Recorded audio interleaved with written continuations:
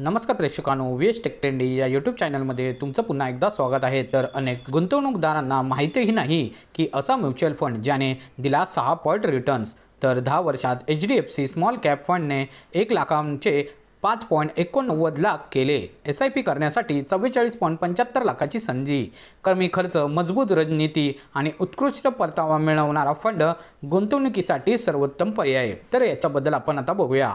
तर HDFC mutual फंडच्या small cap स्कीमने गेल्या 10 वर्षातील कामगिरीने गुंतवणूकदारांमध्ये जबरदस्त विश्वास निर्माण केला आहे। पूर्वी फारसे कुणालाही माहीत नसलेला हा फंड आज स्मॉल कॅप श्रेणीतील आघाडीचा फंड ठरला आहे। 10 वर्षात 1 लाखाचे 5.89 लाख। तर HDFC स्मॉल कॅप फंडने एकरकमी गुंतवणुकीवर गेल्या 10 वर्षात सरासरी 19.38% वार्षिक परतावा दिला आहे। म्हणजे जर एखाद्याने 10 वर्षापूर्वी या फंडात 1 लाख रुपये गुंतवले असते तर आज त्याची रक्कम सुमारे 5.89 लाख झाली असती। SIP केल्यास अधिक फायदेशीर।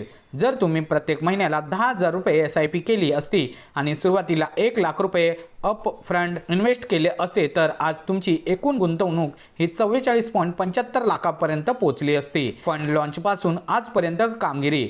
हा फंड 1 जानेवारी 2013 रोजी लॉन्च झाला होता।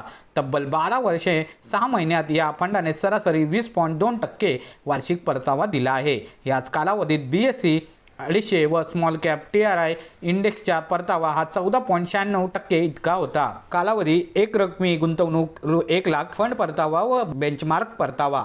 तर कालावधी 10 वर्ष, एक रकमी गुंतवणूक ही 5.89 लाख, फंड परतावा 19.38% वार्षिक, बेंचमार्क परतावा काही नाही। तर कालावधी आहे 12.5 वर्ष लॉन्च पासून, एक रकमी गुंतवणूक ही 9.63 लाख रुपये।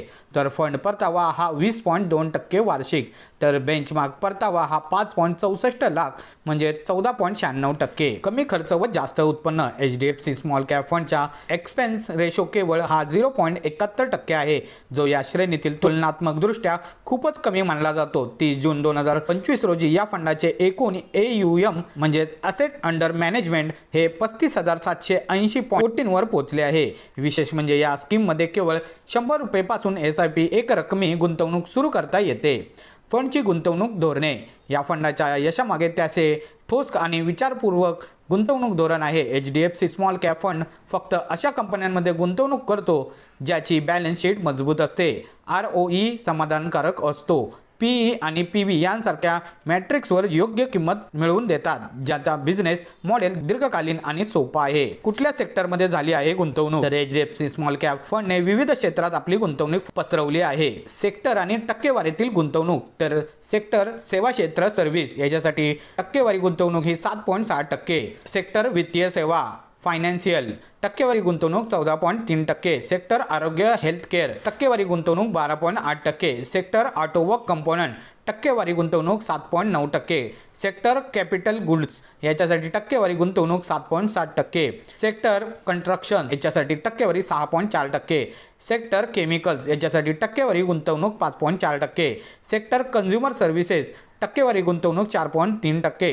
सेक्टर कंझ्युमर ड्युरेबल्स याच्यासाठी टक्केवारी गुंतवणूक 4%। तर सेक्टर IT सेवा याच्यासाठी टक्केवारीतील गुंतवणूक ही 3.6%। तर SIP गुंतवणूकदारांसाठी उत्तम पर्याय। तर HDFC स्मॉल कॅप फंड दीर्घकालीन गुंतवणुकीसाठी अतिशय उपयुक्त पर्याय आहे। कमी खर्च, बेंचमार्कपेक्षा चांगली कामगिरी आणि काटेकोर गुंतवणूक धोरण यामुळे SIP करणाऱ्या गुंतवणूकदारांना विशेष फायदा होत आहे।